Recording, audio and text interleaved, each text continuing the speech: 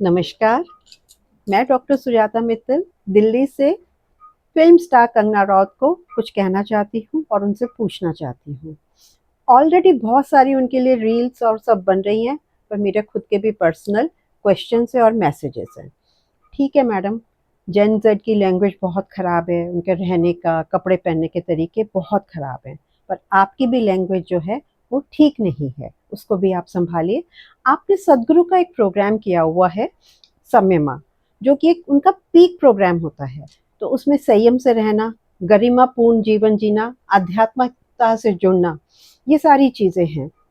तो मैं आपसे पूछना चाहती हूँ कि वो आपने उनका पेड मार्केटिंग की थी, मतलब पैसे लेकर सद्गुरु की मार्केटिंग करी थी, या वाकई सम्यमा आपने प्रोग्राम किया था एक्चुअल में? दूसरी बात, मैडम मैं एक एमएस गायनी हूँ और आज मैं 67 ईयर्स की हूँ, पर आज भी अगर मेरे सेटअप पर एक इंजेक्शन लगने से कैजुअलिटी हो सकती है, तो होती है, तो मेरा लाइसेंस रद्द हो सकता है।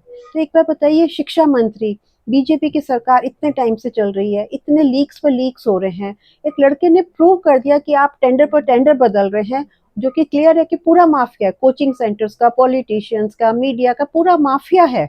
तो उसको रोकने के लिए ये सारा जो धरना हो गया, उसके बाद आपने स्टेप्स उठाए हैं, पहले क्यों नहीं उठाए? प्लस जब ये बात हो गई कि भी लीक्स हो गए हैं, तो आपको हमारे शिक्षा मंत्री को इस्तीफा देने में क्यों शर्म आ रही थी पहले?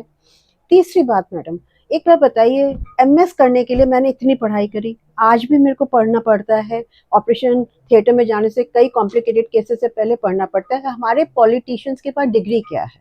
आपके आधे से ज़्यादा बीजेपी के जो मंत्री हैं, वो तो गुंडे हैं, उनके ऊपर तो बहुत सारे केसेस चल रहे हैं।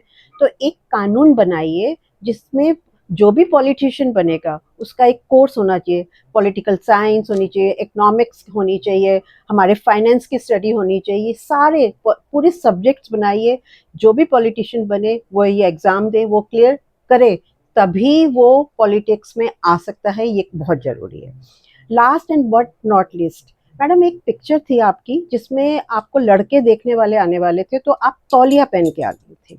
आपने अपने मुंह से खुद से कहा कि पिक्चर लेने के लिए मेरे को सोना पड़ा। तो मैडम मैसेज तो आप बच्चों को क्या दे रही हैं?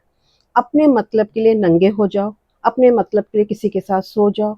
आप तो भारत की संस्कृति को डुबो रही हो मैडम, कुछ तो समझिए। उनको सिखाया है कि अपने मतलब के लिए कुछ भी कर जाओ, किसी के साथ भी सो जाओ, कि नंगी हो जाओ। तो मैडम जब आप ये मैसेज दोगे तो वो यही तो काम करेंगे। आप तो बहुत बड़े हो, आप तो आपको तो लोग आइकन मानते हैं।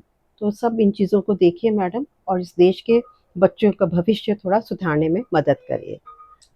Thank you.